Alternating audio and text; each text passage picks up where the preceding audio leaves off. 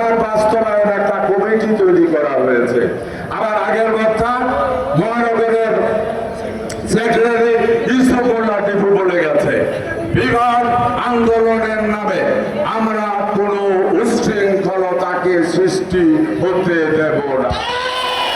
আমরা প্রমাণ করব আমরা নিয়মের মধ্যে সুশৃঙ্খলার মধ্যে আমরা আন্দোলন চালিয়ে এ দাবি আমরা আদায় করব।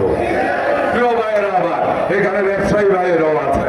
আমিও আমার প্যাডের মধ্যে আমি একটা নির্দিষ্ট সময় অপেক্ষা করছি। বিভাগীয় কমিটি সহ আমরা আলোচনা করব। যদি এই সরকার বিভাগ দেখ আর না দেখ, নির্দিষ্ট সময়ের পরে আমরা আমাদের চিঠিপত্রে জেলা কুমিল্লা নিজেরা লেখা শুরু করব, বিভাগ ও কুমিল্লা। এখন থেকে সমস্ত সাইনবোর্ডের নিচে আল্লাহ যদি বাঁচায় বিভাগীয় কমিটি থেকে সিদ্ধান্ত দেওয়া হবে, তখন থেকে লেখা হবে জেলা কুমিল্লার পাশাপাশি নিচে দিয়ে যে বিভাগও লেখা হবে কুমিল্লা। তারা দেখ দিলেও বিভাগ কুমিল্লা, না দিলেও বিভাগ কুমিল্লা। ধন্যবাদ আপনাদেরকে। ইনশাআল্লাহ আমরা আমাদের সুশৃঙ্খল নিয়মতান্ত্রিক যুক্তি বৈধ আন্দোলন আমরা চালিয়ে যাব।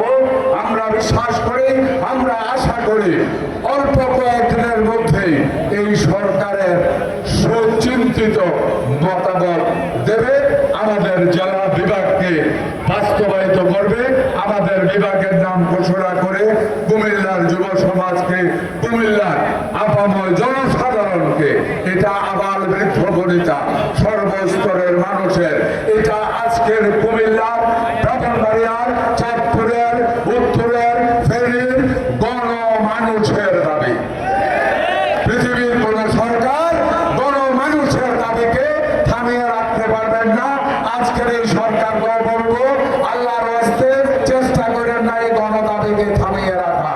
দয়া করে এটা দিয়ে দেন, আমরাও আপনাদেরকে ধন্যবাদ জানাবো। যতদিন না পর্যন্ত এই বিভাগ ঘোষণা না হবে, অতদিন পর্যন্ত নিয়মতান্ত্রিক ভাবে আমাদের আন্দোলন চালিয়ে যাব ইনশাআল্লাহ। সর্বশেষ এইটুকু বলি, যা কিছু করুক আর না করুক, বিভাগ হবে কুমিল্লার নামে, কুমিল্লার নামে এবং কুমিল্লার নামে ইনশাআল্লাহ। ধন্যবাদ আপনাদেরকে। আল্লাহ হাফেজ।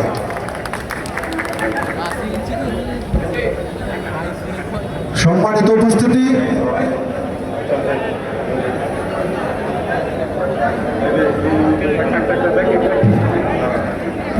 সম্মানিত উপস্থিতি, এই পর্যায়ে স্লোগান দেওয়ার জন্য অনুরোধ করছি ভাই।